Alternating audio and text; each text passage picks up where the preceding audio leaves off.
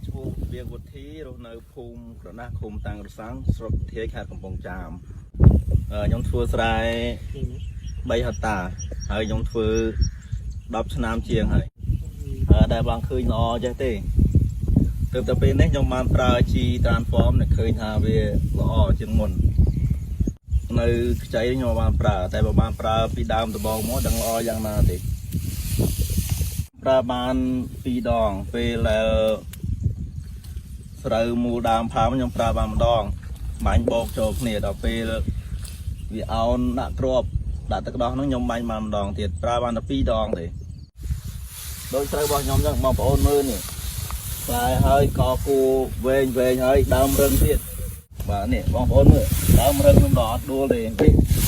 ចាក៏អត់ដួលដែរវាខ្លាំង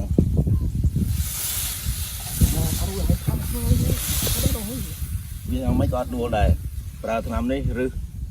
ចាក់បានជ្រៅដើមរឹងបាទជាចុងក្រោយនេះខ្ញុំសូមតាមដល់បងប្អូនជាកសិករទាំងអស់គ្នាបើចង់បានត្រូវល្អដូចខ្ញុំអញ្ចឹងគឺរើសប្រើ transform ជី transform នេះចំណាយអស់ថវិកាតិចហើយចំណេញច្រើនសូមអរគុណ